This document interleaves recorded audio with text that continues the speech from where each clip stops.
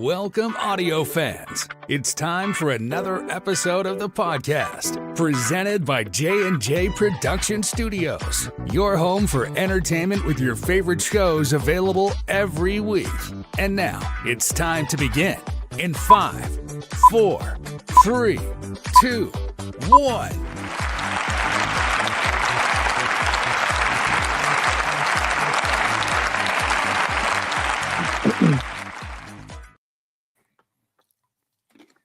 Hey, what's going on, everybody? And happy Sunday, one and all. Welcome to a brand new episode. And if you can't tell from the backdrop, we're doing this a little bit different tonight. I know we talked about it. I didn't pre-warn anybody else, but I figured, you know what? May as well jump in here because for a topic of conversation, which we kind of touched on a little bit last night, and we don't normally do this, kind of a first because usually I'm generally by myself doing this, but I thought it would be kind of fun to change it up a little bit just to keep things a little bit exciting. Can anybody tell me what show this is based on that background?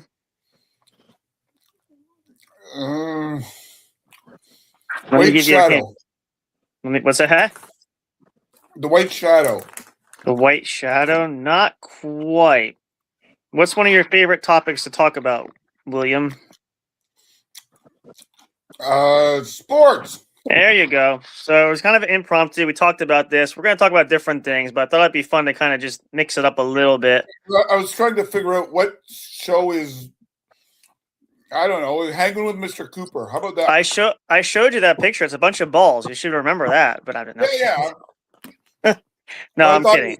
I thought maybe it was Varsity Blues. I don't know what it was. That could be fun. Well, that could be actually, I was thinking about watching that point. We could do that for a review sometime. I haven't watched that for quite a while, but sort of Didn't in they that. make a TV show about it?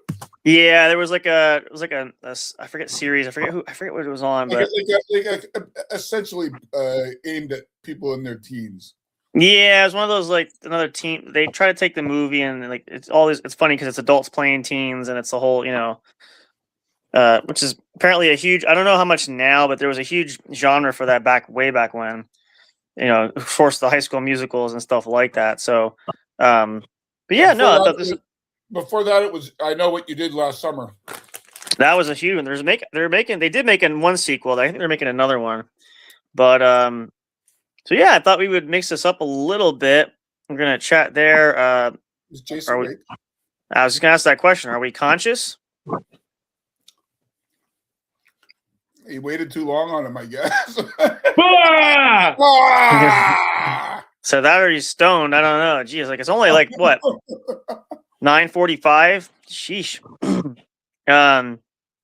So yeah, we can talk about. I may need to make me a cup of coffee. That I may need to do that. Well, there's go ahead. You're gonna do that. Go do that now, real quick, if you want. Based on what you told me before, how? What? Make a cup of coffee? Yeah, you said he ran out. Yeah, that's what was in the groceries. And they've come. Yeah, they've came. Okay. We literally got off the phone and I got a knock on the door. There you go. So Avon calling. Well, if you want to go ahead, go make one now.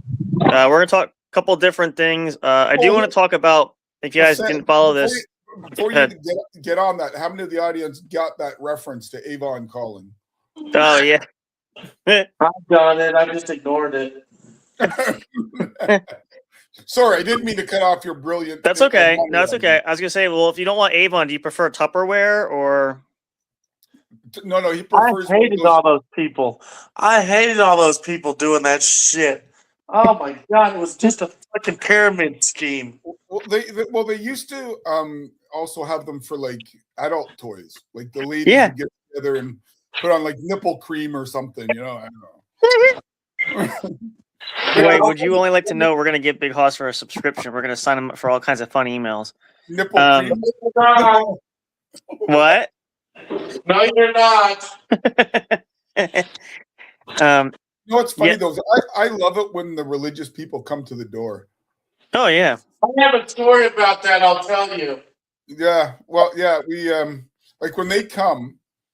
They don't come that often, but when they come, they're used to people, swearing at them or telling them to bugger off or whatever.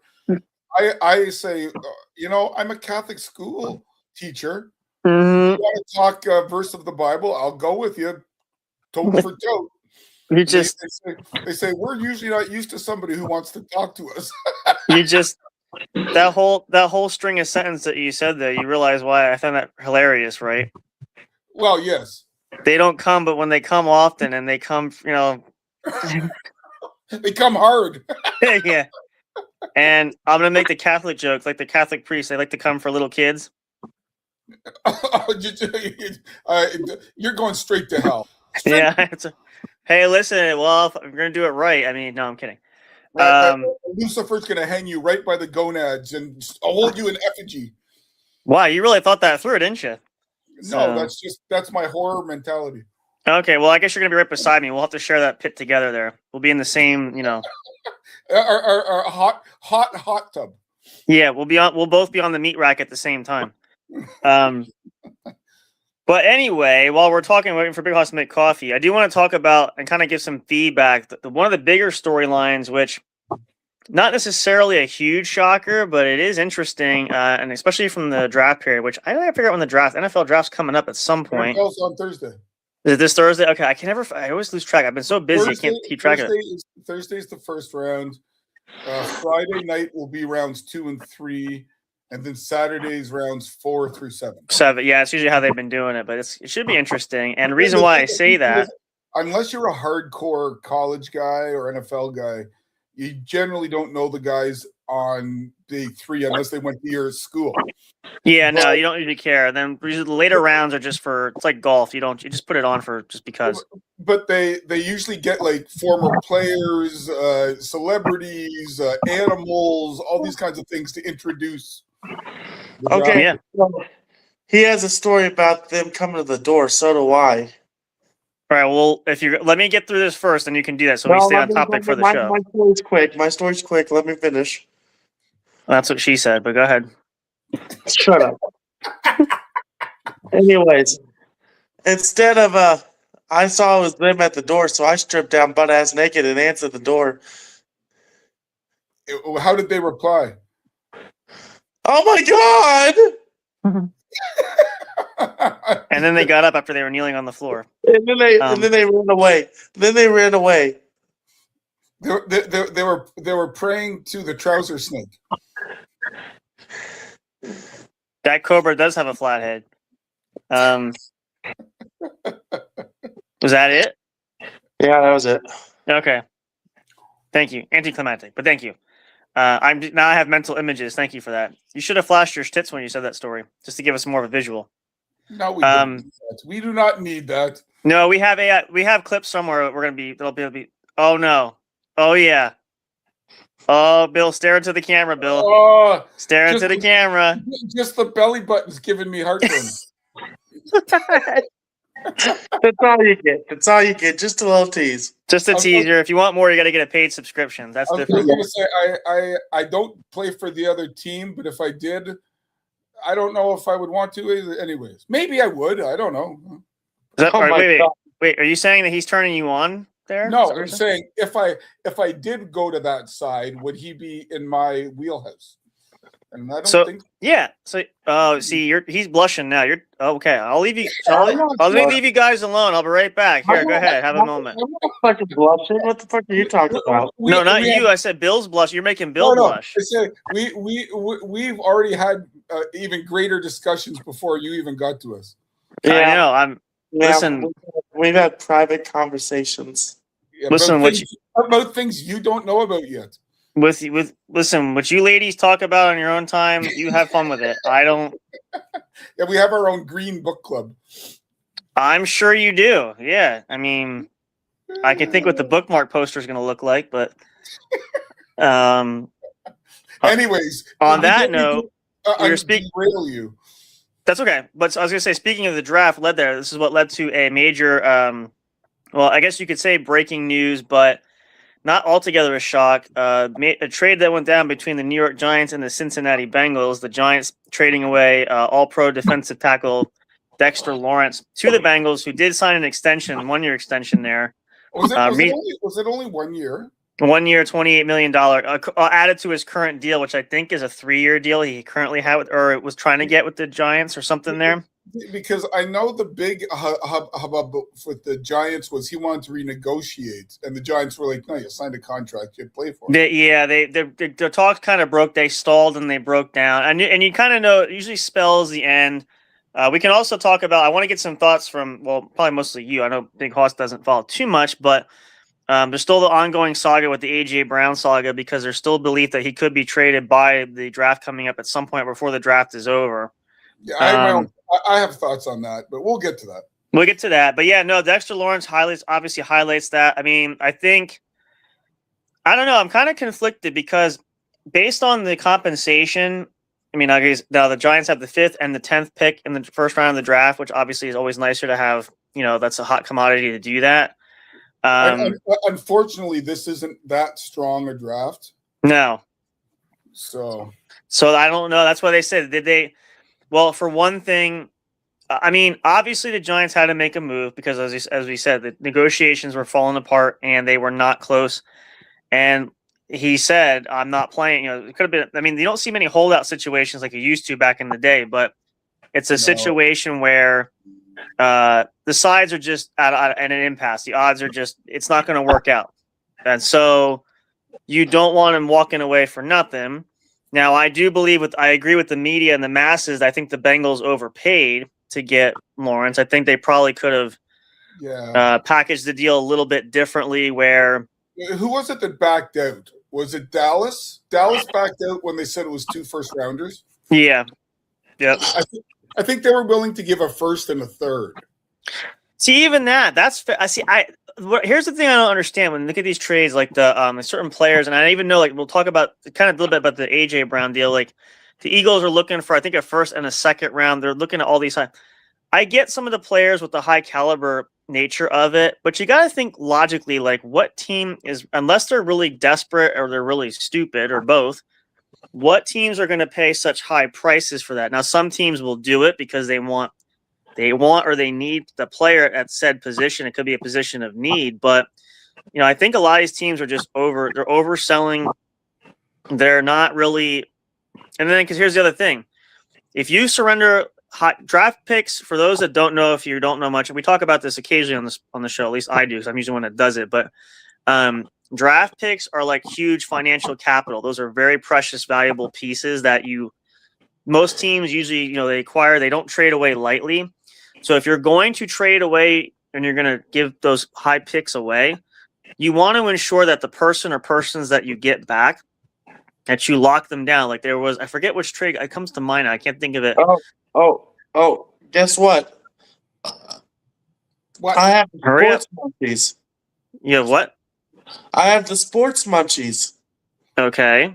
What does that mean? Chicken wings? Mozzarella sticks. Okay. Mm-hmm. Onion rings. Oh, there you go. You buy that when you go to the junior hockey game. Yeah. But yeah, so I mean that's kind of I don't know. It's weird how. Well, see, the thing I view draft picks slightly different than the average Joe. I had it explained to me once with baseball, and the Blue Jays years ago traded away Roy Halladay to the Phillies. Right. Yeah, I remember that trade. They picked up Doug Drabeck, Kyle Drabeck, yeah, and a bunch of other people. And the way I thought about it was prospects are not proven. Draft picks are not proven. They are assets to help the big league club. Oh, yeah. So if the big league club is better off with a 5-year veteran versus giving up a 2nd and a 4th, that might be more valuable to them. I agree. You have teams like the Toronto Maple Leafs, who are the local hockey team here, in the upcoming draft only have 3 draft picks. Because they traded 5, so their depth takes a hit. So you always have to play that balance. Right. Yeah, no, I'm old school that way too. My belief is always when you bring rookies in, you want to have, obviously you're building for the future, but you want to have a nice combination of veteran and rookie mix because you don't want to go like we'll use this as an example just because obviously he's really the only big pick in the draft this year. But let's say the Fernando Mendoza, for instance. Okay. Now, I know the Raiders signed Kirk Cousins, who theoretically should be the starter just based on experience to give Mendoza a chance to develop. That's usually the ideal situation, but sometimes like a quarterback specifically is obviously one of the most important positions. When you're drafted like in the first round, you're drafted high. The expectation of the team is that you're going to start right away. But my thing is, why would you throw them to the Wolves right away? Especially because they got to make the transition from college coming to the high level of a professional level. There's two ways of thinking on that. You could pull the Green Bay Packers have Love sit behind Aaron Rodgers for 3 years, which is how it kind of used to be. Or you go what they did with the Cowboys years ago did with Troy Aikman. Throw him right in there. Or the guy I felt the worst for was David Carr for Houston. Yep. He set the record for being hit the most in one season. Yep. But Houston was an expansion team. They didn't have anybody better, so you play till your legs fall off. Right. Yeah, so that's true. I mean, see, and like a lot of teams like the Jets have done it. I mean, you could even argue we're talking about Cincinnati. Since he did it with Burrow, they just threw him out there. Yeah, I mean, and sometimes I'm not saying it's not altogether. It depends on the caliber of the type of player. Because the same thing like the Chiefs did. They had Mahomes there, but they had Alex Smith for a couple of seasons, and then Mahomes obviously took the reins over. And I just feel like in some cases, depending on who the player is too, it depends on their skill set, what they bring in. It's not necessarily a bad thing to have them start right away. And now the thing you have to understand too is expectation. Like a lot of people say is, if you're in a transitional period where, let's just say, I know they didn't draft, like the Patriots had Drake May finally come in, still trying to figure out. I think Drake May looks like he could be the franchise going forward. But when you are in that situation where you got to find a new identity, Pittsburgh's still trying to figure it out. Indianapolis is still trying to figure it out. It's hard to replace the Hall of Fame quarterbacks like you lose. So in cases like that, when you throw these kids in, if you know your season pretty much is going to be like a rebuild, or you're basically trying to figure out the chemistry, I can see why you throw them in. I mean, you're going to have to, because at some point you got to know what you have. If you don't have anything, you got to get rid of them, move on. You see, the other thing is if you're kind of going that way, you could do the thing where let Cousins play the first 8 games. Right.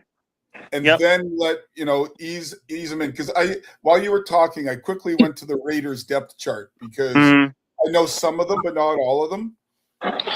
Right now, their 3 wide receivers are Trey Tucker, Jalen Naylor, and Jack Betch. You've got Dante Thornton as a backup, and you got Dylan Labe. Their best receiver is Brock Bowers and Michael Mayer. Yeah, the tight ends. And so if you were to say put in for Mendoza by about week 7, he's practiced with them. You split the reps in practice. You get him in garbage time. You play him in the preseason. Yeah, and hopefully by then, there's no shame in waiting until week 15.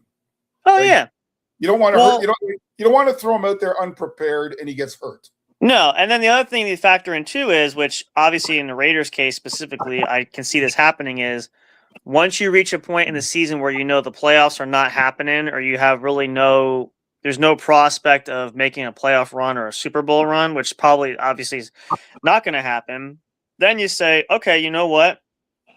Let's just see what this kid has. Let's put him in, because obviously we're already a lot of teams, when you're out of the postseason specifically, you start already pre-thinking for the next upcoming year. So let's see what we have, so we know what we can build on for next season ahead of time, because that impacts free agency, impacts the next draft, all that stuff. Because with the Raiders, it might benefit them to have another 4-13 season. Yeah, they get a higher draft pick again, and But by the second year, the players start grumbling. Okay, let's get going, or else. That's the crucial point. And they might, at that point, what you do is, like, now they brought in Lindenbaum away from the Ravens. They had spent a lot on that line. They did all these pieces. They still have Crosby there, the trade that didn't go through. You have talent. And you heard the background on Crosby. Eh? Oh yeah. Yep. But when it didn't go through, the doctors actually said he would be good to go for this year. Right. and maybe the next year. But after that, he's got the deterioration of chronic knee issues would by the time he's 32, he might be hobbling like an 80-year-old. Right. Yeah, I mean, and then that might be a point where you say, you know what, he might have to go into more of a reserve role. He might not be the star pass rusher. He might have to come off the bench and be more, You're paying him $27 million to come off the bench. Well, this is where he could also be a cap casualty because, you realize that if you this is what another good point is. I don't understand why teams do this, especially over the last several years. One thing I'm kind of old school this way too. I'm not a big fan of are the guaranteed contracts because when you lock a player down, and I get players trying to earn money, they want the big bucks, all this stuff. But if you haven't been proven on anything, why would you guarantee so much money? Because you're mortgaging your franchise. You're putting yourself in financial straits with, I'll use this one. I still laugh at this deal, the Deshaun Watson deal with the Browns. How did that play off for them? Not great. But on the other hand, if you compare it to other sports, the unions wouldn't stand for non-guaranteed contracts. Yeah. Not a chance. I mean, why am I going out there and possibly breaking my leg, not knowing what I'm taking home? Well, what you do is how you supplement that. My realm as a GM would be like some of these players they do now. They kind of do it now.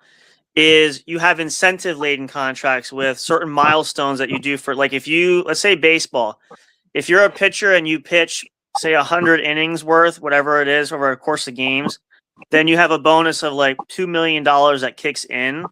Or if you're on the or if you have so many home runs by, it's the incentive base because that way then you do know you can't earn something. You're also proving to the team that you're benefited why they brought you in or signed you or traded for you, depending on what your contract currently was.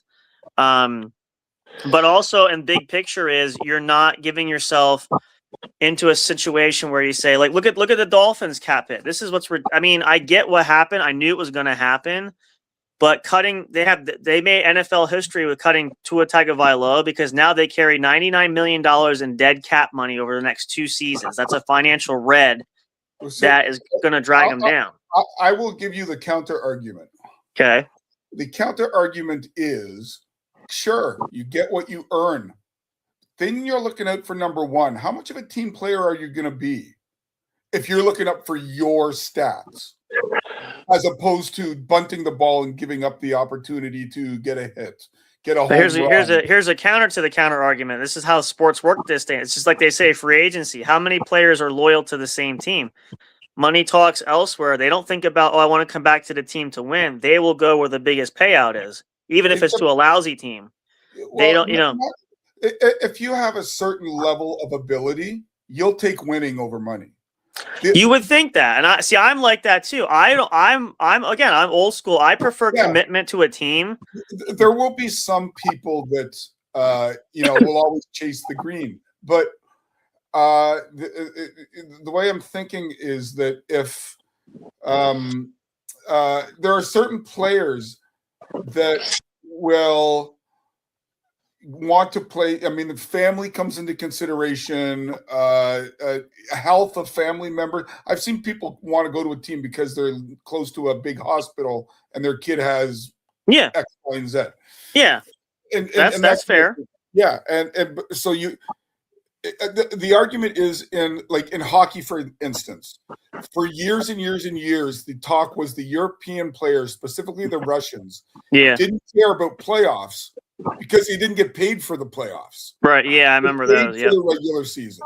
Well, so why am I going to bust my hump if my take-home pay is the same as the guy that got kicked out of the playoffs? Yeah. I mean, and that's the thing. Like, I think there's room. There has to be something. It's got to be like there's got to be a happy medium where at least because you think about and the problem is too is like the NBA has this where they added another cap on the umbrella because there's some cap space and stuff and. It's really hard. And I know because I play a lot of the newer, the Maddens and stuff. It's really hard to negotiate with playing with the salary cap because there's so many contracts that you have to figure, and you got to keep all the key positions, and obviously you want to keep depth on the roster. And obviously, I was going to say I can tell you from the NHL point of view, and it's the same with the NBA, and in the NFL, it's kind of getting there where you pay your top end guys. Yeah. and you pay the younger kids who are good in that, or they're cheap. Right. What's getting squeezed out is the middle class. Right. Yeah, that's the hard part. The $6 million journeyman. Yeah. Who still has to pay the bills. Right. But he's 32 years old. He's not as quick as he used to be, and you could replace him with a guy in the minors. Right. You know, that's what happened. Now, I was guys, I got to get out of here. I'm not feeling too good. Okay. All right. I'll catch you later. Right, I'll catch you later. Yep. But yeah, no, I mean that's a fair point. I think that's the problem with everything changing is there's just there's so many things to consider, and we'll probably see some changes down the road, but all this, and that's why I said obviously it's a nightmare for a lot of people because you're trying to like balance this out. But when you have and even like the WNBA is doing now, like with these super max deals, they're not the same as like what the NBA plays these big players, but they're still pretty big financially as far as what teams are, what their salaries are. See, I was really curious how that WNBA negotiations went through, because I totally agree with players being paid, compensated in a fair manner. Yeah. The problem is the WNBA doesn't make any money. Right. It's propped up by the NBA. Yep. So what's that one girl? Angela Reese, mm-hmm. and she gets yappy. And I understand that players play with an edge. They're looking for them. So I get that. Yeah. But you can't get blood from a stone. Right. And at a certain point, I can see the executives saying, survive on your own, because why am I supplementing you unless it's a tax credit? Well, that's yeah. That's really, that's key too, because when you factor all that stuff in, we had this discussion we did on the other sports show. We talked about it with the guys, about what the thoughts were on, because, obviously my comment was too, is, same thing. The WNBA players should be paid competitively, but are compensated accordingly. But you're comparing apples and oranges when you say WNBA players should make NBA level money. Like that's not, that's pushing it, because the level, I mean, the WNBA has grown over the last few seasons. It has. And I think in certain markets it does quite healthy. But yeah. I think in other markets, I don't know, Detroit, Chicago, Atlanta, I don't know. See, that's the other thing too. Is the small market towns, cities like Vegas, LA, I mean, New York City obviously are huge. So that's just it's kind of a budget thing, but I mean, I was going to say the other way I can compare it is up here we have the CFL, which is the Canadian Football League, versus the NFL. I mean, those players are good players. Some of them have played in the NBA, some of them played top end college, but they don't bring in the revenue. So you might get 3 guys on a team make more than 100,000. Like that's just the reality of the situation. It just made me think of a fun bit of trivia. Since Bill likes to give trivia, I'm going to give you a question and see if you can answer this question. Sure. This is a good one. Okay. Who is the most successful undrafted NFL player in the history of the NFL? Okay. Define productive. Super Bowl winner, Hall of Famer. Joe Theismann. No. Joe Theismann played for the Toronto Argonauts and then won Super Bowls with Washington. That's true. I mean, that could be fair, but that's not the answer I'm thinking of. A similar player played in the CFL, though. Warren Moon never won the Super Bowl, I don't think. No. This guy used to stock shelves in the grocery store. Oh, did Kirk Warner play in the CFL? Yes, he did. Did he? For the Toronto Argonauts, I believe, or one of the other teams there for a little bit, briefly. He would have been a backup. I don't think he ever started. He started a couple games, but he only played us because then he tried out. I think he was there, and then then he went to the Arena Football League. He tried out for Green Bay, but Green Bay had, get this, their 3 quarterbacks were Favre, Matt Hasselbeck, Ty Detmer. Yep. Those are 3. Like, where are you going to go? I still don't understand. I mean, I guess they always look at having depth just to see what the options were, but you always like to develop one, and when you develop him, he'll be cheap because he's just grateful to be in the NFL. Well, you think about it. Favre was obviously the franchise at that point. You have Hasselbeck, who's the backup. Detmer was towards the end of his career, so he's sort of just the third back insurance the third quarterback insurance policy. So, But most teams don't even keep a third quarterback anymore. Well, here, and this is what's interesting too. If you think about this, now they've changed their dynamic over the years, but you can say this too. I like to tell people this because people sometimes don't realize this too. But look at the case made for Brady back in the day. He made that roster. He was the fourth quarterback. The Patriots, like most teams, never carried a fourth quarterback on the roster. And do you realize why that was? Belichick said many years later why they did that. They said because they believe he had talent and they didn't want to risk losing him. So they forfeited that roster spot to keep him for a year because then they lost. Yeah, because even back then they had practice rosters. Yeah.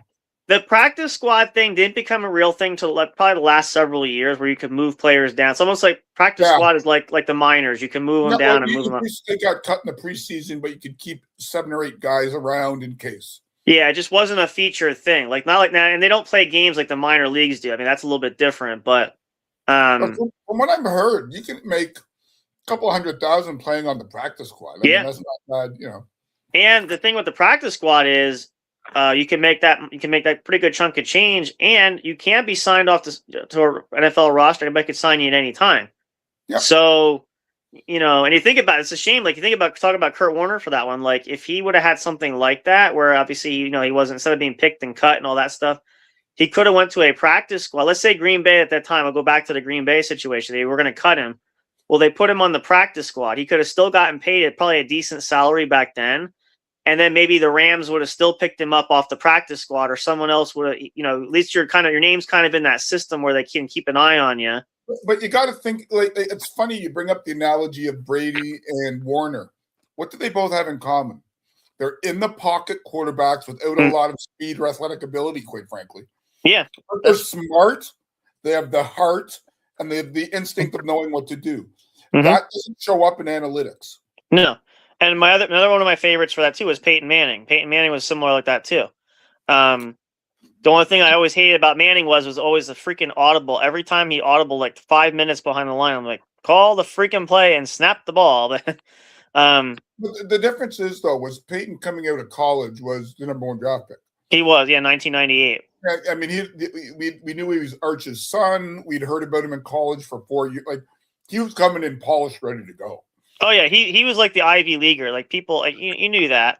And I mean, to be fair, he did live up to that hype. He's kind of probably some of the few that actually, because think about it too. Who was the biggest bust that year? He's still probably a legend in the NFL from that point. I saw him not that long ago. He was explaining his back. Ryan Leaf. Ryan Leaf was explaining it. And he admitted he was 23. He didn't know what to do with like. Most of us don't, yeah. Nowadays, they make them go through financial planning which I think is awesome. I think it's a great thing for young players that listen, Or they do things like job searching because you could be injured in your second game and your career's done, and it's happened. And the other thing they're doing now, a lot of players, when they come out, they don't finish their college degree. They kind of just go right away. Now the NFL is kind of doing this supplemental program where they're encouraging and they're helping athletes, like if they go back to school or trying to get them in program, saying, finish your, just so you have, insurance in case that this doesn't pan out, you have another fallback, because same thing, like the Brady situation. You don't know you're going to play 20 years in a contact sport or 20 plus years. You got to be prepared that it could be all you, like we mentioned the other night about David Pollock, guys like, barely played in the league and all of a sudden it's as one and done and you're over. So you want to have fallback plans. I heard yesterday about a guy that was drafted in the first round by the Bears a few years back, and he played in like his second preseason game, hurt himself, and the doctors basically said, "You're not coming back." So he's 22 years old. He's like an Adonis in his body, but he can't function. What do you do? Yep. And some guys, it's not even like major injuries. It could be minor ones that are constantly nagging that, and I said, like, the ones you hear a lot about, like the tears, like the ACL, MCL tears, the broken this, all this other stuff. that stuff that nags you, you can have it surgically repaired, but that's going to continue to nag you where, especially in any like hockey or football, any contact sport where you know you're going to risk getting hit and obviously hurting it again, you could re-injure the same injury. So And it also plays with your head, because if, say, you've torn a ligament in your knee, now you might adjust the way that you land on you plant your foot, or you take that jump shot, or you pass to your winger, because in the back of your head, like, fuck, I did that last time and I blew out my knee. Yeah. So it's psychological as much as it is physical. Yeah. And see, a lot of guys, I was talking to one of the guys the other day, we were talking about like, you know, the old, like the GOAT debates and some of the true athletes that really put themselves out. Like, obviously we were talking like the instance of, you hear this debate a lot, and I can tell you right now, there's really no debate in my opinion. When they bring up the GOAT debate, who is the GOAT, Jordan or LeBron and stuff, there's really no debate there, honestly. There's a huge difference. I would go with MJ. Exactly. But I'll give it to LeBron. Has he ever had a season that was poor? No, but what they're saying is, and this is the caveat, which I agree, and I don't diss LeBron either. He's obviously, you know, the generational player he is, but the difference is, like with Jordan, basketball was hardcore. He's throwing his body out there. Like, that was back in the day when guys were like really, it was almost like playing football on the basketball court. Like, they're out there really diving after the loose balls, you know, the fouls and stuff. You watch some of those games in the early 90s or the late 80s of Detroit Pistons. Yep. Bill Laimbeer, Charles Oakley, Dennis Rodman, Vinnie Johnson. That was war. Yep. Well, that's like, too, the other comment, I saw this, and it was funny because I was talking about this with one of the guys, too, and the reason I bring this up is apparently, I didn't see where, but I guess he made this comment. So the other day, we're talking about, like, I said about Cam Newton. Cam Newton's the same age as I am. You know, not a bad quarterback. I think he's not franchise quality. I mean, he hasn't done anything, hasn't won a Super Bowl or anything like that. He reminds me a little bit of, or this guy, Lamar Jackson, reminds me a little of Newton. Little bit, yeah. He has all kinds of God-given skill, but can't quite come through in the clutch.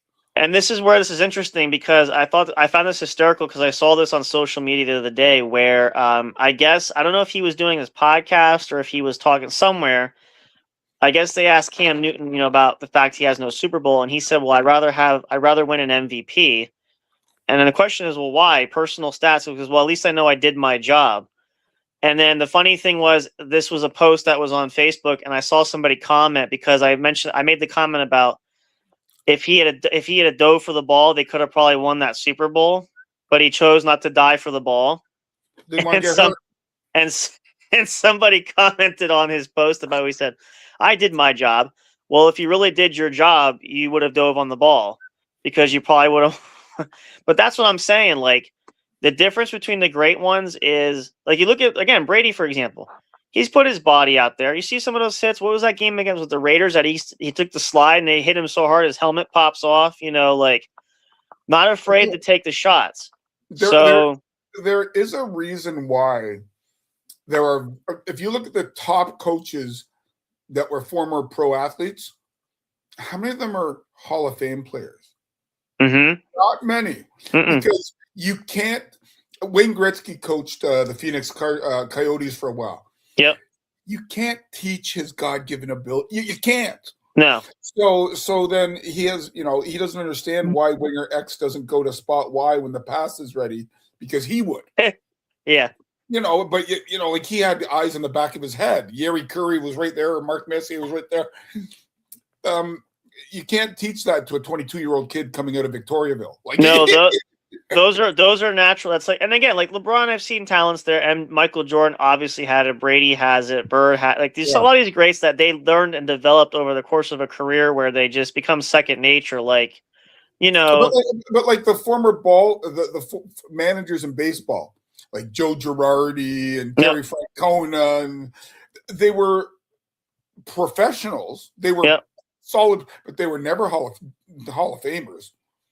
Mm-mm. Like, you never saw George Brett manage. No, you never saw Rod Carew get out there. Yeah, that's, I mean, you know, Sparky Anderson was a minor leaguer through and through, you know? Yeah. I mean, that's the thing. Like, I think, but in the same, you think about it, the same transition of, like you say, some players are not, you can't teach the talent. They're not always meant to be coaches either. I think there's a limitation to where their skill set kind of goes. So, that's a fair point. But that's the thing of it is when you see like the sports, how things have changed over the course of the last 30 years, say, for instance, there's a, that's why it's also hard when they say all these GOAT debates. Well, yeah, but it's also era too. Like there's different eras where you can, and I'm not knocking it. I mean, there are certain players I'm like, but listen, the era has changed. Football's changed, basketball's changed, baseball's changed. Like, how do you think Bill Russell would play in today's game? He'd be slow.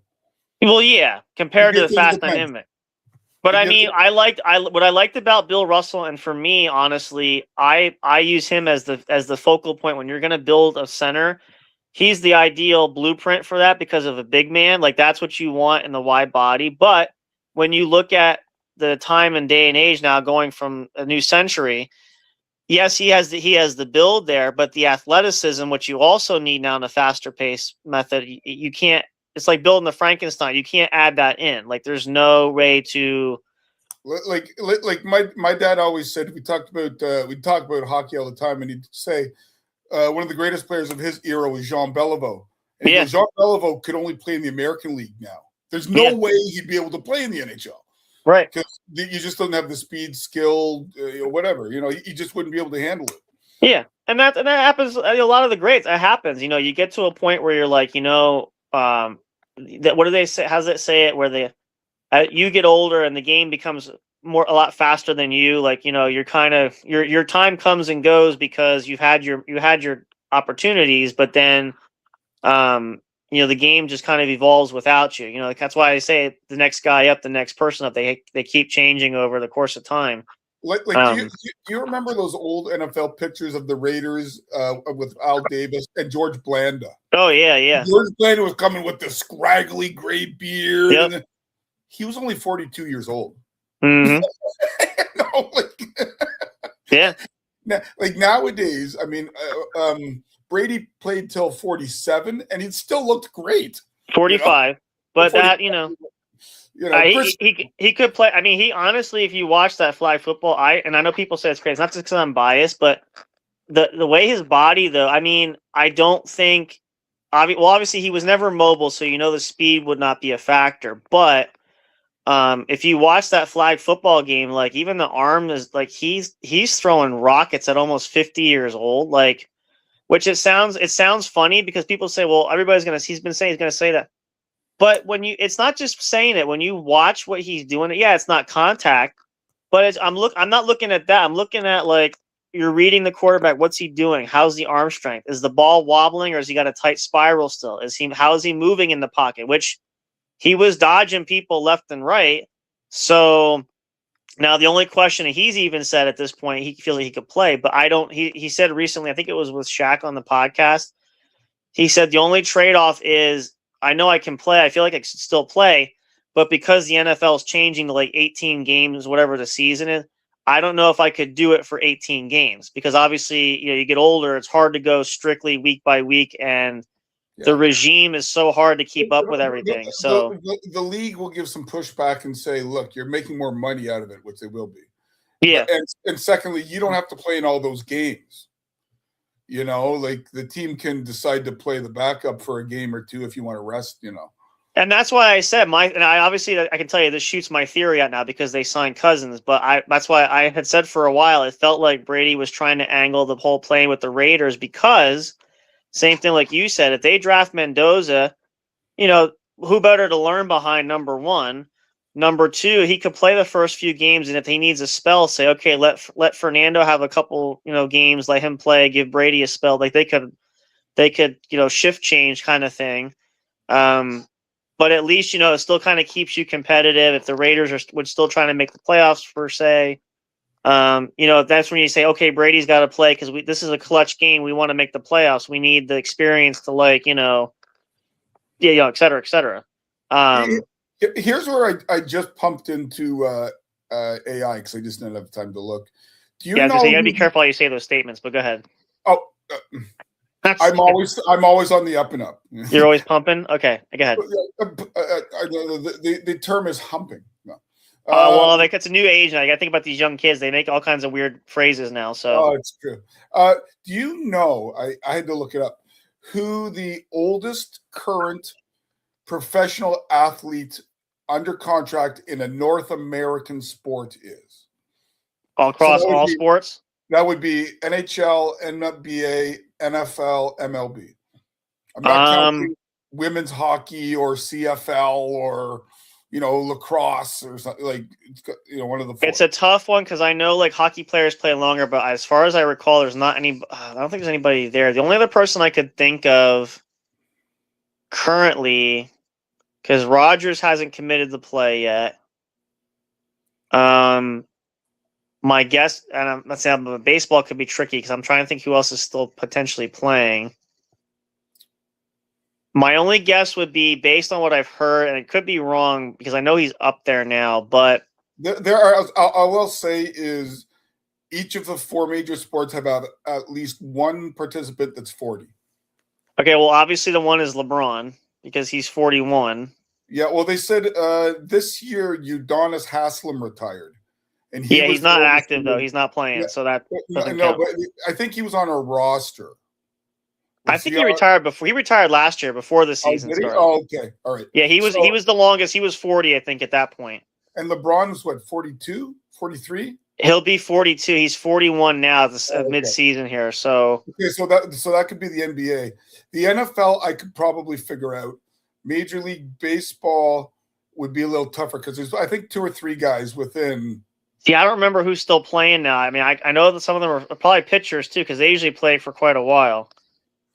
But I don't know who's still pitching though. Oh, I know. Verlander is one. Yeah, Verlander. I mean, the other one would be, I guess Clayton. What's his name? Just retired. Clayton Kershaw. He retired after the World Series. Yeah, he is not playing at all this season. Yeah, he played in the American. Was it the baseball classic? Yeah, he pitched there, but he said after the Dodgers won the series that he's done. That was his last major league game. But and Scherzer. Scherzer's old too. That's right. Yeah, he's still pitching. Okay. Yep. Yeah, now Toronto fans will say he's not pitching. Well, my clapback, and this is not offensive if anybody's a Toronto fan, sorry, but you had your chance, but you blew it in the World Series, just saying. It's fucking Matt Hoffman. Or I'm telling you. Jeff that Hoffman. They had that series. They could have had it. I'm just saying, but yeah. Well, Aaron Rodgers is 41, but also is Nick Folk is 41. Oh, that's right. I forgot. He's still kicking. Yeah, okay. And in the NHL this year, Marc-Andre Fleury retired at 40. He did, yeah. Is it Crosby or Ovechkin? Because they're up there now too. Ovechkin is what is he? 38? No, he's 40. I think he hit 40 this year.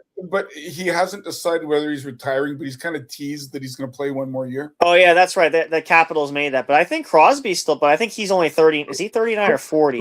Crosby's a year younger. So 39. Okay. Yeah. Like I don't think Crosby, even if the NHLers go back to the Olympics. I mean, would you keep him at age 42? I mean, see, it's not like back. This is here. I'll tell you how much fun I had back in the early 2000s. My gosh, I liked the hockey guys then. One of my other favorites, which you probably will know a lot of these names because obviously you're older than I am, but guys like Chris Chelios, who played. He was like 48 when he retired. Yeah, his last 2 years, Chelios. You talk about the big buzz about his load management. Mm-hmm. I don't think he played road games.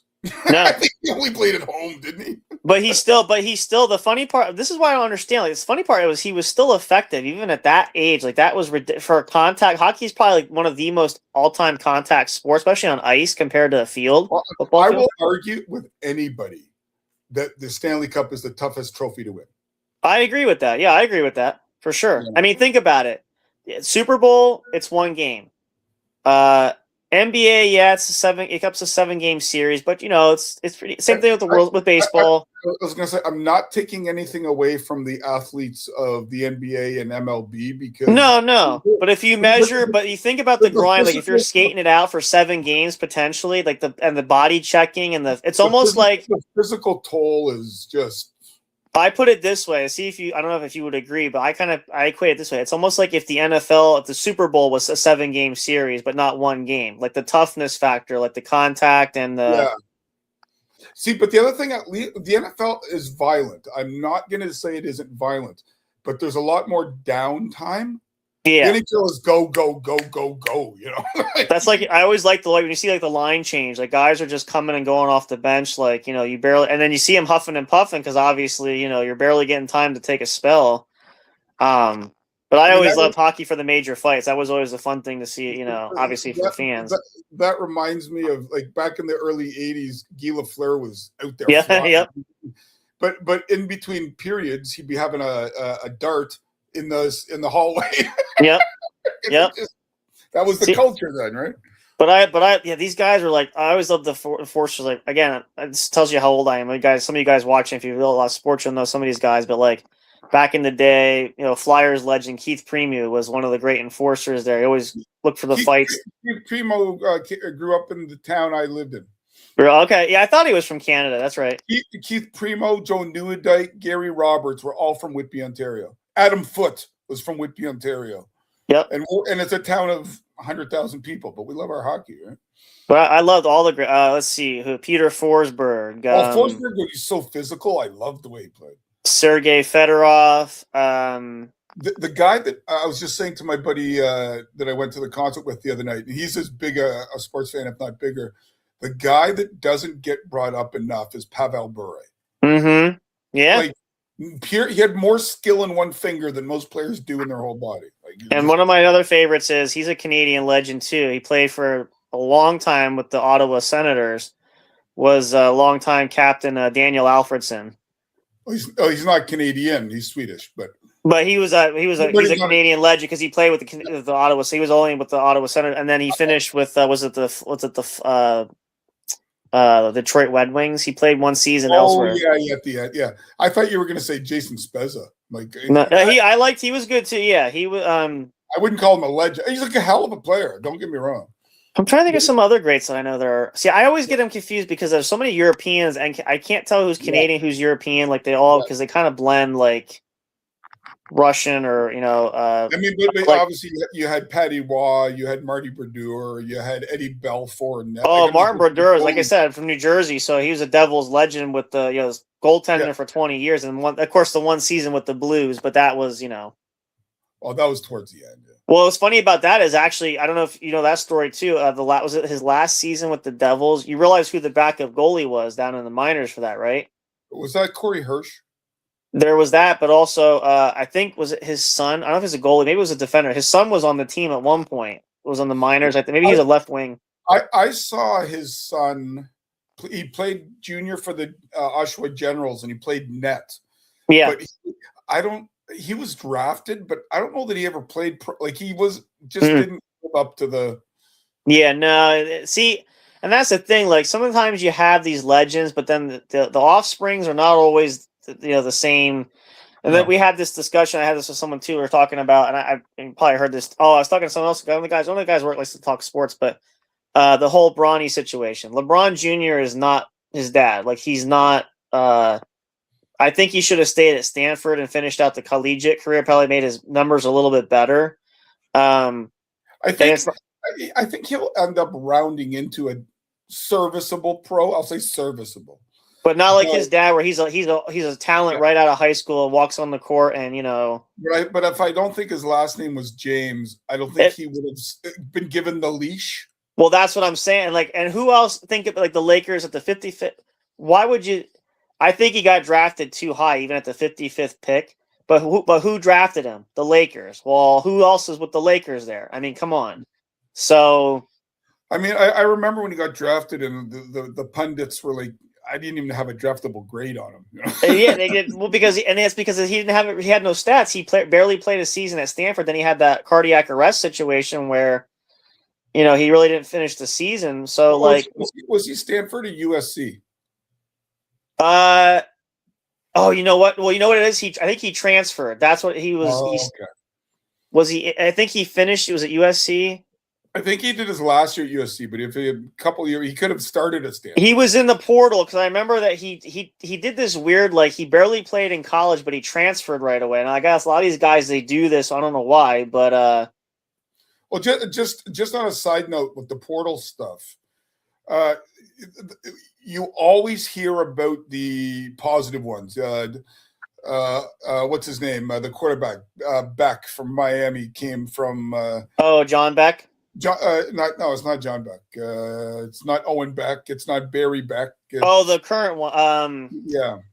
The one coming up in the draft. Yeah, I know. Yeah, I can't think of his first name now, but yeah, okay. Anyways, he did well, and then there's a bunch of guys that do well in all sports, hockey and baseball and basketball. That you don't hear the stories about the kid that goes in the portal, doesn't get picked up by another team, no longer has a scholarship.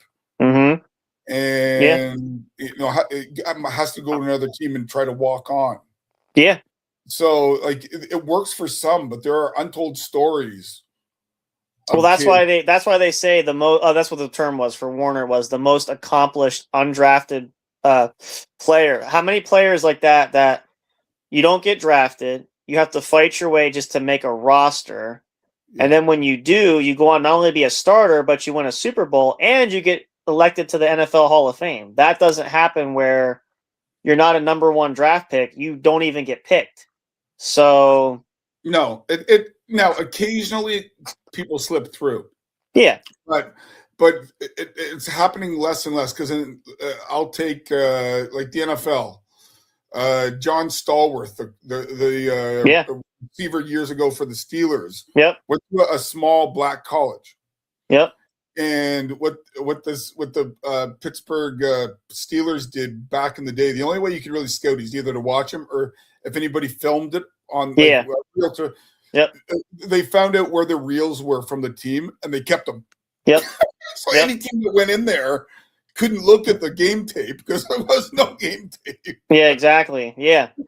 Yeah. So you don't think about they don't get creds for that. I mean, there's so many. The leagues are full of so many athletes that again, this is where you kind of, and this is where I I'll just use this as the example because I heard this being said where, especially after the loss in the Super Bowl, people are criticizing Drake May and stuff, and the comparison is, and he came out and said this. They were saying that Drake May's got to do better. He's got to try to be what Brady was. And Brady came out and said, listen, you know what? I had my career. I had what I was, he doesn't have to be me. He's trying to forge his own path. This is a new era for, Patriot football for this instance. And as an example, you can look up to the person, obviously. And he said, I watch Brady's films. I watch stuff, but he wants to forge his own destiny. You can't put pressure on a guy saying, oh, well, we need you to be like I said, the Patriots are just one example. The Steelers haven't found a way to replace Big Ben. The Colts haven't replaced Peyton. They're trying to find.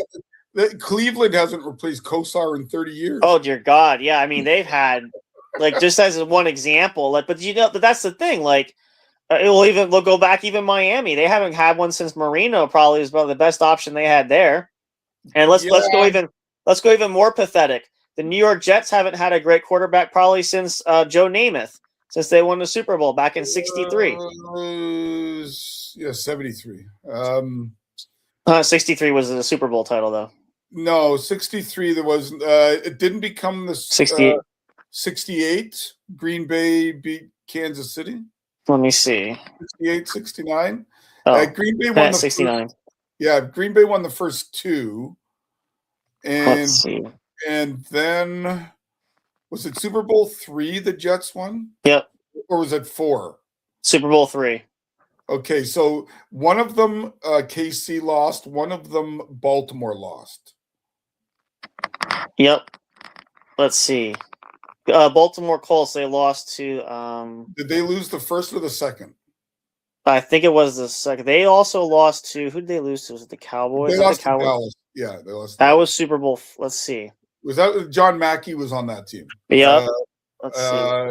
And I don't know. Was Johnny U still playing? I might have been. What year did the Jets? What's his name? Who was the not the tight end? There was a receiver that was. Oh really yeah, I good. was wrong. My bad. So they won the Super Bowl January 12th, 1969. They beat the. That was the first one. That was Super Bowl 3. That's the Jets beat the Baltimore Colts 16-7. Yep. 67 was one, and I think that was at the Rose Bowl. Yep. But at that time, it was just called like the World Championship or the big game, or like it wasn't called the Super Bowl. No, that was after the merger. I think they came in for that one there. But but point being is when you have to, it's sad because you have potential talent, but nothing really, and it's hard for fans. Like I think about Cleveland and stuff and teams like when you have. And Cleveland had teams that probably could have won a Super Bowl back then. Some points like they weren't. Oh, I remember when Biner fumbled. They went Yep. to two. They went to two AFC championships, either back to back or 2 and 3 years, and they were both close. But think about this too. Like, and I always joke about because I remember this vividly when the Cleveland Browns were moving to Baltimore when they became the Baltimore Raven, the expansion, and they moved over. Yeah. And that was the last game where the fans were throwing the bleacher. They were throwing like the seats out of the stand and stuff because they were mad the team moved. But then you move, and what happens in Baltimore? I think it was the first or second season they win a Super Bowl. So, yeah. And, I mean, the city I feel bad for that should have a team is St. Louis. St. Louis should have a team. Well, yeah, especially since the Rams left. I get the politics of it, but what's bad about that is, and the Rams fans are still furious about this. I think he still owns the team, but Stan Kroenke, he's this billionaire. Is that the one where did the husband die and the wife took over? No, that was Bud Adams. Oh, is that Bud Adams? That owns the Titans. Yeah, Amy Adams, or is it Amy Adams, or his daughter? Or was that Houston? Yeah. And the one was that's the Colts. The Irsay daughters took over. Yeah, Stan Kroenke. It is Stan. I thought for some reason it was his wife. Yeah, Stan Kroenke. He's a billionaire, like developer and stuff. And but what got him in trouble was when he bought the team and they were going to build a stadium. The first thing fans were worried about is he going to move the team? And he told the fans, "No, we're going to stay in St. Louis." Well, then he brokered the deal in Los Angeles that they built the stadium that they share with the Chargers. And that just pissed people off. Because, again, why would you tell people you're not moving the team? And then you do a double take, and then you end up moving the team. Like, well, what he ended up essentially doing was playing them against each other. Pretty much, yeah, because he wanted a new stadium in St. Louis. They wouldn't give it to him. Yeah, take the best deal. Yeah, it's basically like what's going on with the A's. Now, the A's obviously are leaving Oakland for good come 28. So, well, why are they? I mean, it's the devil you know versus the devil you don't. Why are they playing in Sacramento? That field is a AAA field, but then the Oakland field, I've been there. It was horrible. So because what it is, it's the separation of they're showcasing to Oakland, we are leaving. So we're starting the detachment process of trying to separate from, like, get used to we're not going to be there. And the contract ends with the stadium anyway. So what they're saying is, well, this is where were they out of rent? Like, did the city say bugger off? I think what it is it became, what I understand the argument was, the A's were saying they want a new stadium. They want to fix things up because obviously the conditions of the field. Well, they have been trying for years. I don't know who screwed the city councilor. Like, it's obviously a play against. That's what happened. And so then what happened was the mayor of Oakland said, "This is our team. They're staying here, but we're not paying for $1 billion renovation for a new stadium." Blah blah blah blah blah blah. And so it was announced because of the current rent agreement, their contract ends. What is it? I think it's technically next year. Yeah, I think they left before they could, but they just couldn't. They were so far apart in negotiations, they just couldn't. If they weren't going to put any money in it, I remember we went to Oakland Stadium, Jen and I, on our honeymoon, and they had just dealt with bathrooms where the plumbing backed up. Oh yeah, yep. In a major league ballpark, people were walking around with shit up to their ankles. Yep. Yeah. I mean, I get I get it too. Like you think about it, Oakland is that's not a major revenue team. Like obviously it's a small market team. So I understand. When Oakland was good, they had the Bash brothers and they won the World Series in the 70s and Yeah. They get it together, but you've got this cavernous stadium. Yep. That is not acoustically or stylistically very good. And I think was the 70s, they were still the Oakland Coliseum? Was that what they called this, the ballpark? I think it's the same. Yeah. So it was, but that, I mean, I get it. And see, now obviously they're moving to Vegas. Well, Vegas is obviously bigger market. So, baseball's behind this. It was the NHL that got ahead of it. They got into Vegas first. Yeah. Well, now everybody's. I think they're talking now. Are they talking NBA? I think the NBA is talking about they want to. Yeah, I think. Well, I don't know that the NBA has officially said they're going to expand, but within the next either this offseason or next offseason, it's going to come back to the table for the voting board. They're gonna because now think about it. Now you have a team. You have football's there, baseball's going to be there, hockey's there. So what's really the other major sport without a team there? And put it this way, the NHL, their next expansion, they've said it'll cost $2 billion. That's the NHL, which is the lowest revenue of the four. But what I don't understand, here's a good question for people ask this too. I get some of the aside from the Utah Mammoth was a nice expansion, but the only one I don't understand is why would you get an expansion team in Seattle and build the Kraken there? Like what really market does Seattle offer? Seattle, in terms of city population, is not as big as other markets, but in terms of hockey knowledge, fandom, and history, the Seattle Metropolitans won the Stanley Cup in 1912 or something. That makes sense then. Yeah, like they had the Seattle Thunderbirds for years in the Western Hockey League. I think they had like a Northwestern professional team up. Like it's always been with there. That makes a little bit of sense. I mean, like you think about it, because I don't make fun of it because I liked some of the team for years, but when you talk about Seattle, like the only claim to fame is like other than the Seahawks is the Mariners, and what have the Mariners done in their tenure in Seattle? Well, really nothing. Well, they have they're apparently trying to get the Supersonics back. I heard that. Yeah, a team. It doesn't have to be. Yeah, because when they moved to Oklahoma City, it became the Thunder. Like they lost a friend. I think what's going to happen is eventually at least every major city, all these leagues are going to expand where every major team is probably going to have a city somewhere. Like you just, marketing and all that stuff. Well, and the other thing is in Seattle, the Supersonics left. The Kraken had to play in their old arena, and it was built for basketball. Yeah, like the sight lines are terrible for hockey. Well, that's the thing. Like, so that's why I mean, like Vegas makes sense. Was it Phoenix? Is it the Coyotes are talking about moving now? I know they moved out of Phoenix, but what's his name? Bettman's got a thing because Phoenix is by far the largest city, TV wise, that the NHL doesn't have. That and Atlanta, those and they're failed cities, and they're going to get them again because they want that TV, they want the eyes on the screen. That's really all it is. Yeah, it's a marketing thing because I mean, by rights, it should go to Kansas City and either Houston or Quebec City. So here's a fun one too. This might be an interesting topic because I know obviously with baseball and hockey, there's a mixture there. But what about down the road, NFL? Let's say NFL and NBA. What about a Canadian team for each there to kind of bridge that gap? The NFL could do it. The NFL would, I have no doubt, would work. They would need a stadium, right? Like the Rogers Center holds 45,000 for the CFL, and it could do that. But in the NFL, you'd need at least 60,000 seats. That could work.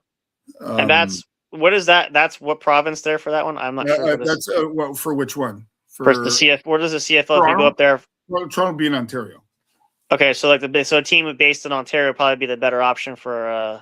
Well, you could. You could put it in Toronto. There'd be no problem. There'd be open it up. Ones it would cost a whack load of money. And secondly, you'd have to find the real estate to build a stadium. But I would think it'd be interesting because obviously the blending of the NHL has American and Canada teams, and obviously the only baseball tie is the Blue Jays. But aside from that, I mean, before Toronto, they'll probably put a team in Mexico City before they. I heard that. See, I I think, and now they're talking about that. Now I also heard was it the NFL or the NBA talking about building a team in Europe, like in England. Like, okay, like this is kind of stretching a little. I get it, but like, how crazy are we going to get here now? I mean, my dad used to always say, create a European division in hockey, and have Yeah. them do one big road trip. But then they go to they go to Finland, Sweden, Czech. that could be fun. Austria or something. But the travel would be. Well, that's the thing, and like if you think about like, because I know like the NFL is like doing like these games in like Mexico City and London and. But like, can you imagine? I think there's a game, at least one, if not two, in Australia. Yeah, you're flying from Seattle to Australia. It's like what, a 12 to 18 hour flight, something like that. It's 17 hours from Toronto. Yeah. And so then you add an extra 4 hours, like that's a 21-hour flight. Yeah. Talk about the hangover or the layover from that, because I mean, we get screwed up with Big Haas because he's 2 hours, let alone 21 hours or whatever it is. And then travel, and then you think about it. Let's say it's I don't know, maybe it's a 3-game series, so you're there for a couple of days, but then you got to fly back. So recovery time is like, And like I think Australia is 12 hours. Is it 12 or 13? Something like that. Something like that. I used to know when they had the Olympics in Sydney because then I could coordinate my TV time. But it's an inevitability because you're already kind of seeing it with a European soccer where they can conglomerating leagues together and they run tournaments within they have for years the Champions Cup and UEFA, all within the continent because there's a demand for it. Yep. Yeah. Anyways, are we gonna close her up soon because I have to use the little boys' room? Yeah, that's good. I'll send you your guests in on here because you haven't been on this the first time. We're glad you could come on the show. I was thinking about this kind of a surprise episode. So give us I have a feeling that's why we lost our partner. Probably part of it, but I wanted to mix it up because I'm trying to get more of the content out because we don't do a lot of these shows too often. So, and I thought about it as I was beginning to prep. I'm like, you just mentioned this. We should do a sports show. I'm like, and you said you're free. I'm like, let's just. I'm gonna call an audible. I'm just gonna put this in here and just say, what the heck? I mean, just to give the people something different. It's still the What's Up Bro, but it's a different. We have different conglomerates here. It's a different slice of the pie. Yep, and we haven't done a sport. I think the last sports show I did here was, I think, earlier last month. So I want to get the content rolling. So how often do you go on that other sports show you're involved with? Depends on the schedule, and usually they let me know. He was doing it every week. Are you the kind of like me? If you need somebody, give him a call, or are you a permanent member? I kind of feel like initially I started like they needed me, call me, but I kind of feel like I was transitioning because I know he said at one time he wanted to bridge the gap and expand the cast a little bit. So I kind of feel like I was like the newest anchor on the sports team kind of thing. Kind of like for you, like Land of the Creeps kind of thing. You're kind of one of the new kids on the block. Because I actually, and again, I have ties with him because of obviously Deanie being tied with us. I did the show with him. So I'm going to make a nice smooth transition towards the end. Watch this. Yeah. Here's what an experienced podcaster does. We've been talking sports. I've been saying a lot of things. Do you agree? Do you disagree? Am I out to lunch or am I right on the ball? If you want to hear more of those, you can listen to me at Music, Movies, Sports, and Stuff podcast. Available on all your podcatchers, where we spend 15 to 20 minutes on music, on movies, on sports, and on stuff, which is our catch-all for whatever else is stuck in my head I can't put into a little compartment. So it could be the news, it could be science, it could be today in history. Who knows? And all featured on what network? All featured on the Airway Kingdom Network, where we're all about positivity, lifting each other up, and nobody's a competitor. We're all friends. Yep. And that's actually a good segue if I could say this too, is this is the epitome in talking sportsmanship and sports. This is where team, TEAM, really comes into play because there's an I in Bill, but there's no I in team. See? And that's why we are here for that, which also we can close this too, because I know we started circulating. I'm going to circulate that other one. But did you flash my graphic? I did. Yeah, you didn't see him? No, we didn't see him. That's weird. I can see him. Maybe it's a glitch on your right. I did that, and I also flashed the network, the colorful one. I'm gonna flash a couple more. I saw the network one. I just didn't see mine. Okay, yeah, it was up there. Maybe it's a thing there, but I want to add. Let me actually add this other photo quick. We'll do this last promotional thing since we're talking. Petty. I am not petty. If people want to hear me, just follow the yellow brick road. You'll find me. There you go. But our last bit that we want to end this is before we end it. We're not going to mention the sponsors. We'll do that on the bigger shows. But since we are kind of circulating, this is the newest thing going around, and I'll let Bill do the.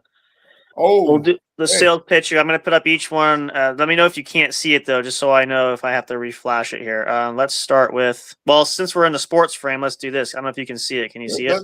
That's what she said. Giggity. I don't know if do you see it there? Yeah. So what we're looking for, ladies and gentlemen, if you are involved, have a knowledge of, or played hockey at a professional, minor, pro, or as a fan with an extensive knowledge. I've been watching hockey. I'm 51 since I was 5. Mm-hmm. But there's lots I don't know, and my memory at this age of my life is I'm like a mosquito. Yeah. So goldfish. I would love to host this. No comments from the peanut gallery. I would love to host this, but unfortunately, I'm involved in a lot of network business, land of the creeps, and music, movie, sports, and stuff. I just don't have the time to do anymore. My daughter would say, "Daddy, when can we play?" Oh, I don't know. After I talk about somebody getting eviscerated, I'm sorry. But if you have any interest at all in doing hockey, now I will preface this by saying all of hockey. If you're a fan of the New York Rangers or the Chicago Blackhawks, that's awesome. But I want you to know that there's a team in Nashville. So, and you might have some familiarity with the minor leagues or junior or NCAA or whatever. But we do have a pretty good knowledgeable team here. But if you are interested, let me or Sam or Haas or any of our other personalities can get it to us. Yep. So there's that one. We also have, and you can also email at airwaykingdomnetwork@gmail.com. That's for all business inquiries. So if you guys don't have social media and you want to reach out that way, we will respond there as well. Just airwaykingdomnetwork@gmail.com. I'm actually going to be checking that tonight just to see, but okay. That's one. Also, and by the way, the one you'll do last, I reposted into a bunch of other places. Okay.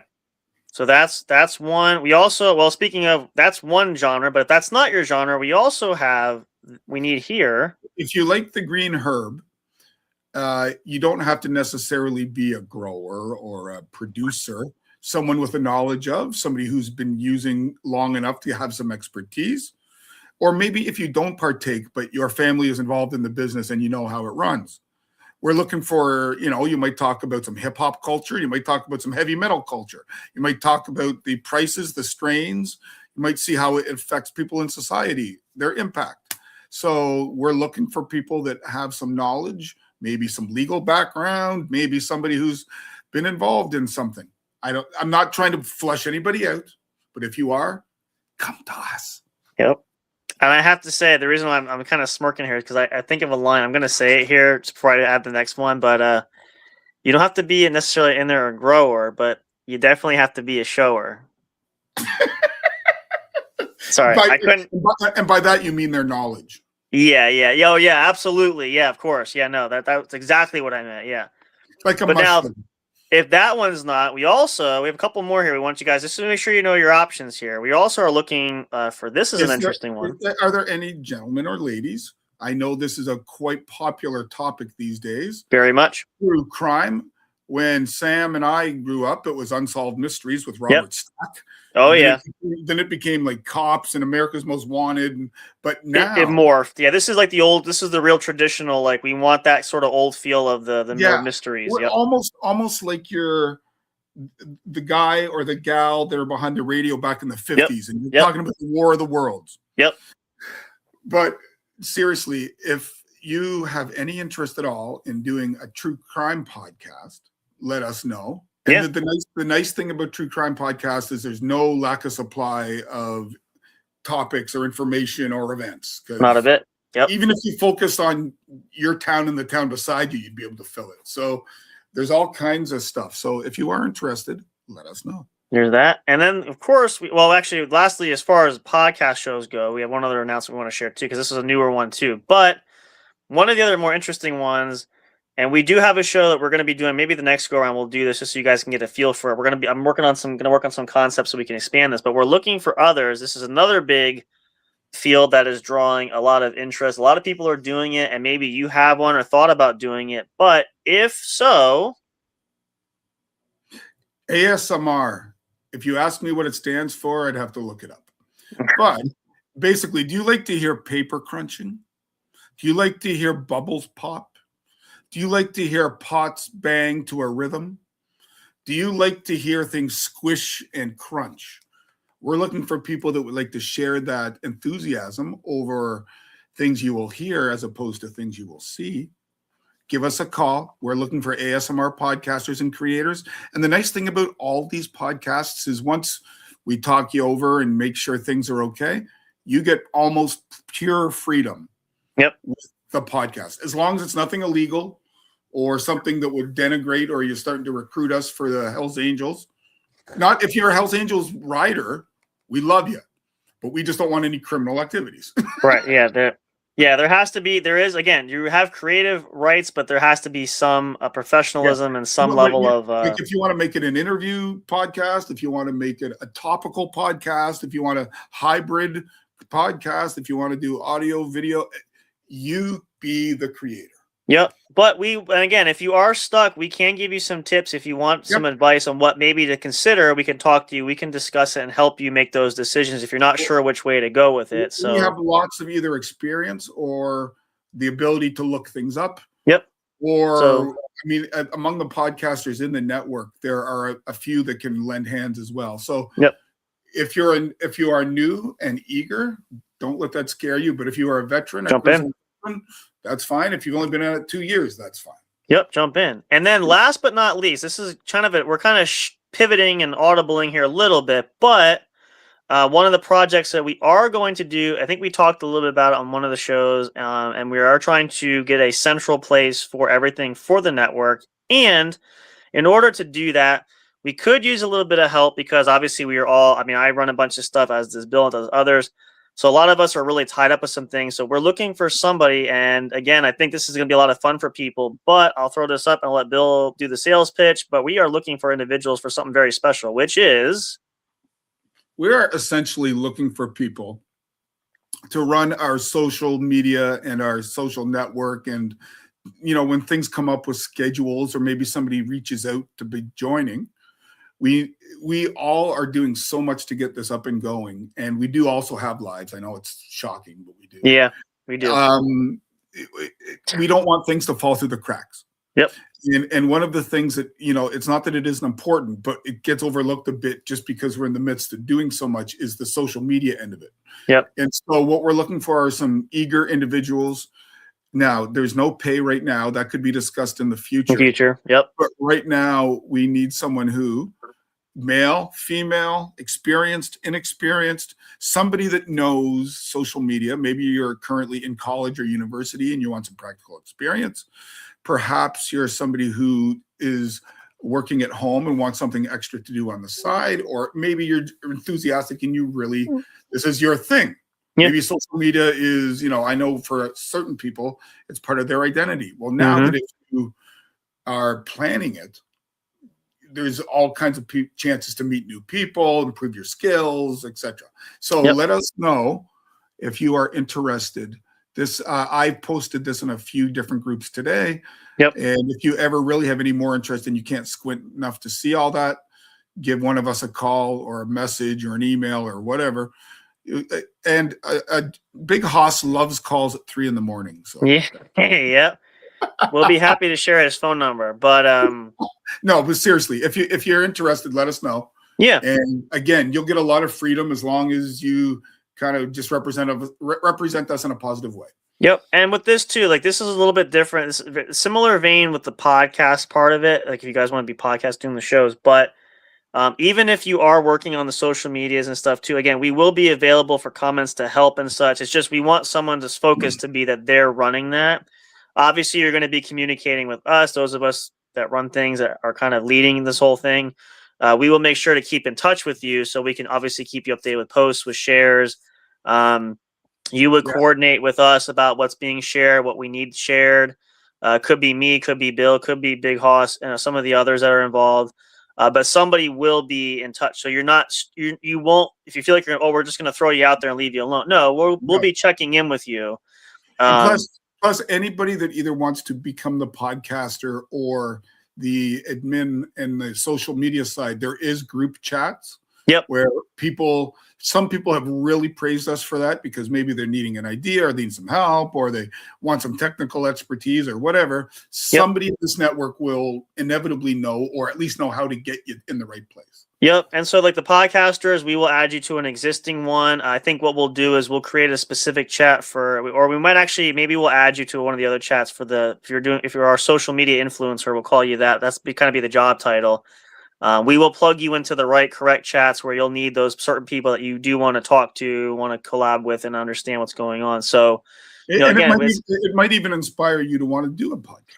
You never know. But it's just so you guys, understand. It's just that we need someone to do the grunt work, but yet we're still going to be on the think tank of it to help you with the ideas. It's just we can't all just sit down and do it. It's just so difficult to do everything all at one clip. And believe me, I'm good. I do a lot as it stands now. I just can't run multiple socials because I'm working on getting ours going. So I gotta, there's different. I just would love to have help.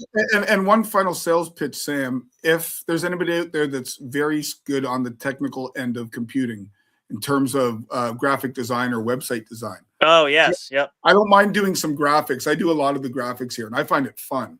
But if there's somebody who's actually there studying it, we would be interested in you inquiring with us because we need absolutely with strong expertise to do a network and or podcast website. Yep, which is going to be that's probably one of our bigger projects. That's a good one. That's kind of along the lines with the social media. And again, you can run both if you're that tech savvy. We don't care again what what you do, how you do. Again, we'll give you some ideas. It's just we want somebody trusted who can do a lot of the stuff that we can't do because again, some of our knowledge only goes so far there. So we want to make sure it's done right. As an added bonus to the job, you get to interact with Sam and I. Yeah.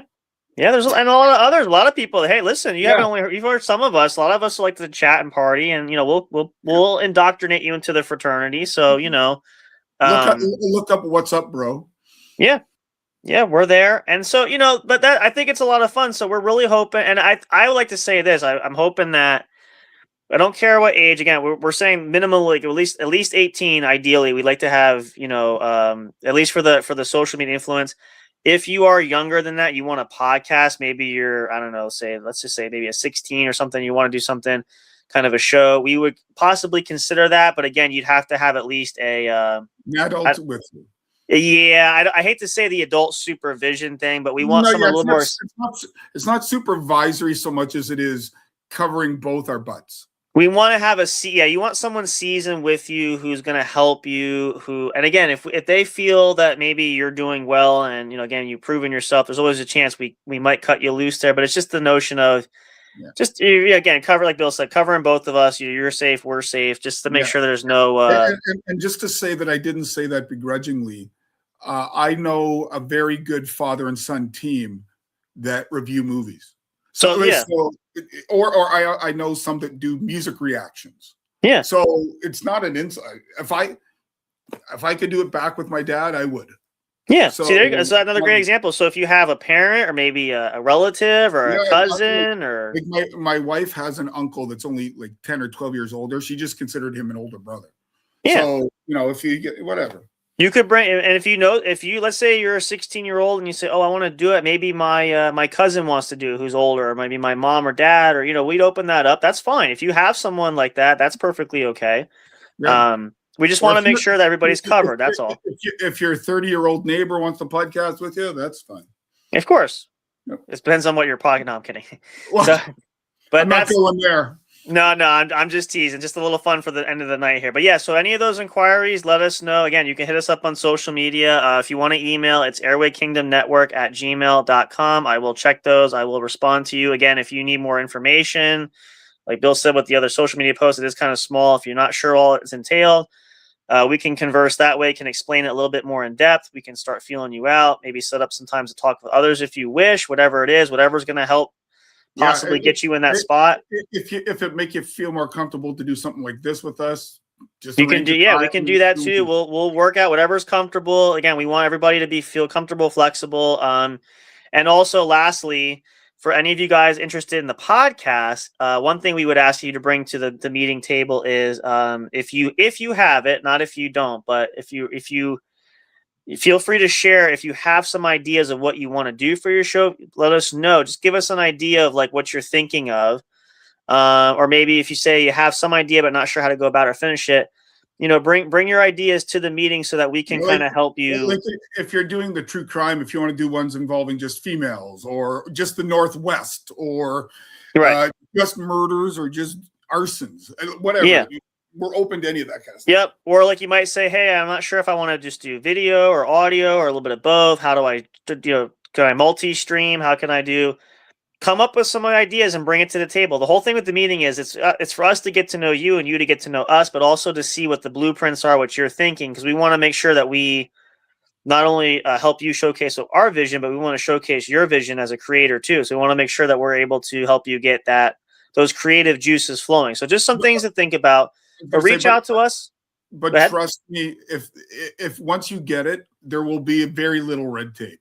Oh yeah. No, it's not. I think that's the biggest thing most people have misconception when we talk to people is yes. And again, we teach this as a brand, as a business, as a structure, but it's not to the level of it's so restrictive that you got to jump through. There's no contract and there's no money. No. Not yet. Again, we're working for that, but not from your end. You don't have to there's nothing to pay to be here. You don't have to pay to play, basically, as that saying goes. So just bring yourself, be yourself. The only thing is, it's almost like any other with a job there. The more that you show what you're capable of and the more you contribute, and if you do more, you might get more responsibilities. We might put you in roles and see that you're a really good team player. You might be able to have other opportunities as well. There's a bunch of things that we could have you do. It's just, we want to make sure we see what you are offering and bring to the table, and that's up to you. Somebody needs to buy coffee for a big hoss. That's gonna be the intern start. I think that's the first intern job we're gonna offer. So if you make the cut, the first step is getting the hiring. The next step is you got to make sure you get Big Hoss's coffee order right. If you do that, then you move into phase 3. And you're in charge of his phone charging.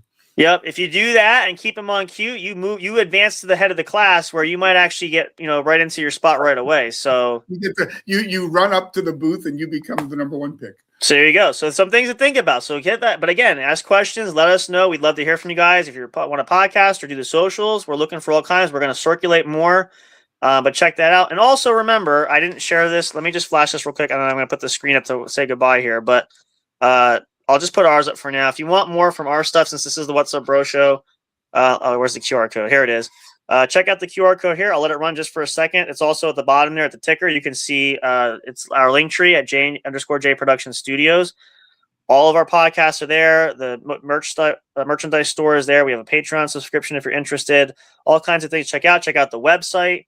There's a bunch of different things. We might update that. What we might actually do, and I know Bill mentioned this, what I might do just to save us, we will create the website for the network and we'll create the socials. I might just embed that. I'm not sure how many options I can do for the link tree, but maybe we'll just share ours since we don't have to create too many stuff. So I might just indoctrinate those as well as our stuff. So they'll all be in one spot, but they'll all branch off into different things. So that's an idea I'm thinking about. Just a little footnote thought.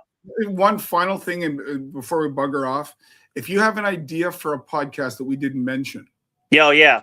Let's say you want to do one about knitting, or crossword puzzles, or WWE, or bubblegum flavors, whatever.